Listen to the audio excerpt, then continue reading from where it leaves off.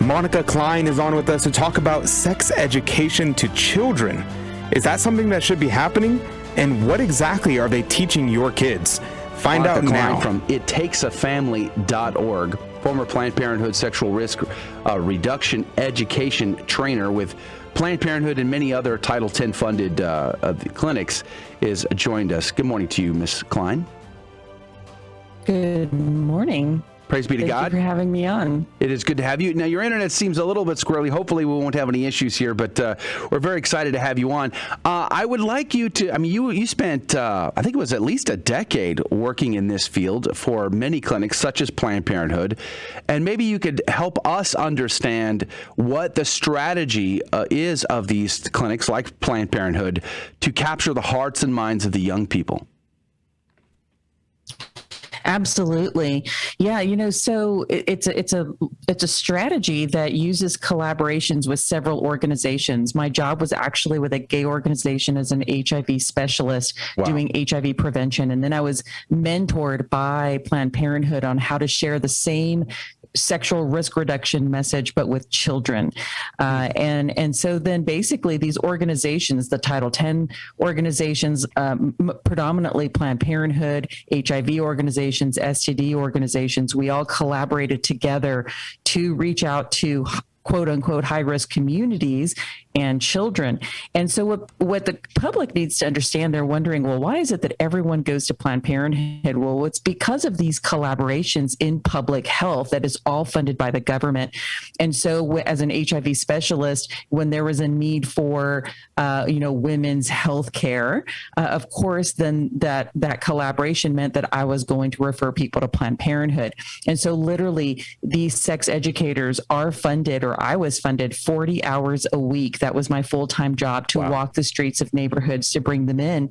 And so this strategy with children truly is, knowing that Planned Parenthood and the largest abortion provider in our country and across the globe, makes their business model is to sell abortion.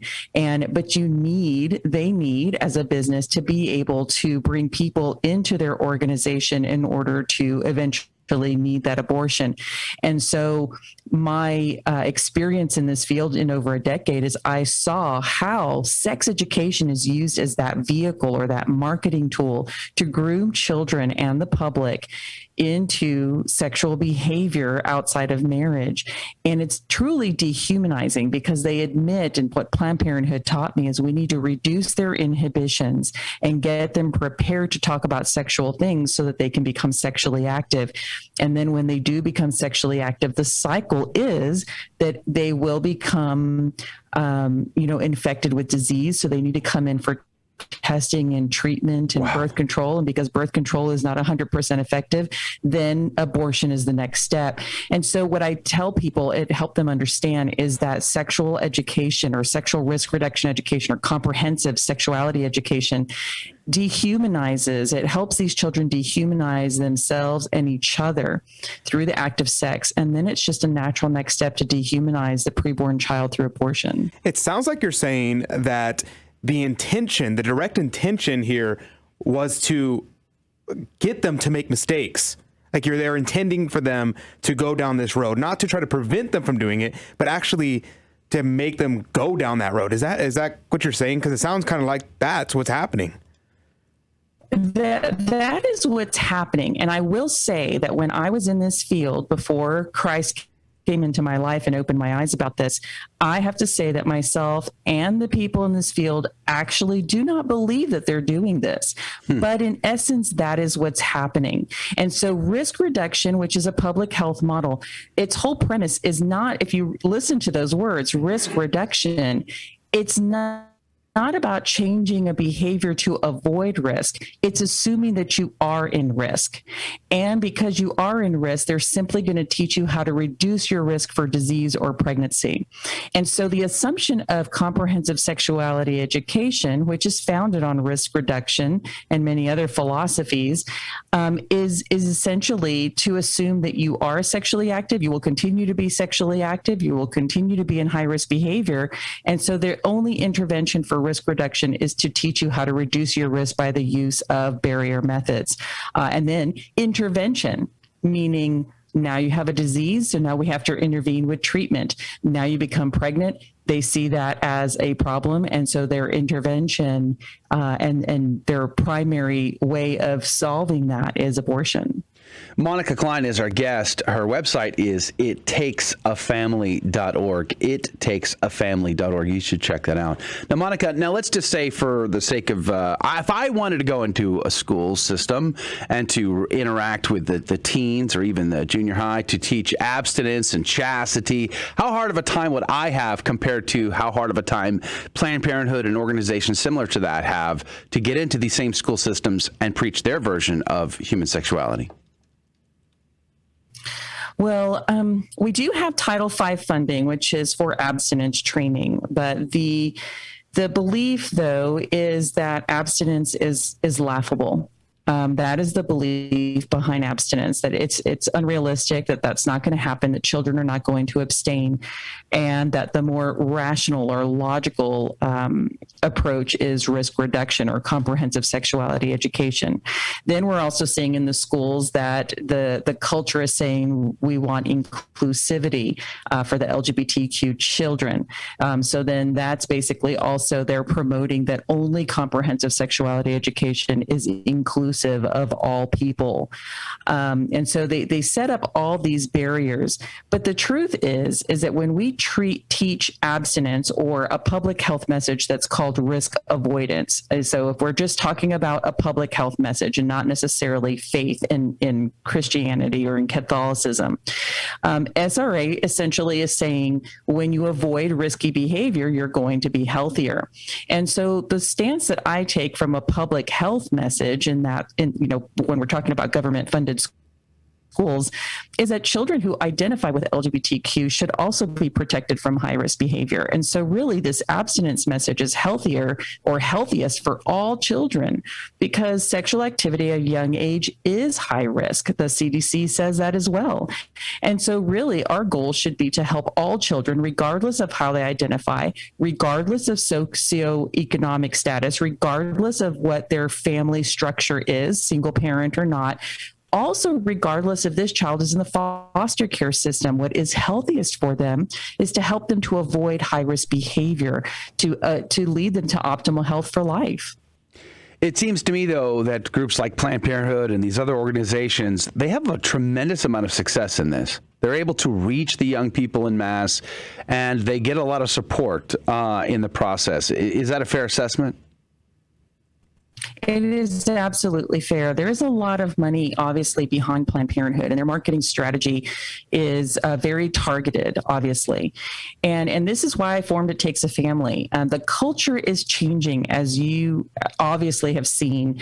The culture really says that the family is, or that parents are not educated. They're ill-equipped. They don't talk to their children about difficult subjects. And in many instances, families may not be talking about some of these things. And so we're trying to catch up in some ways.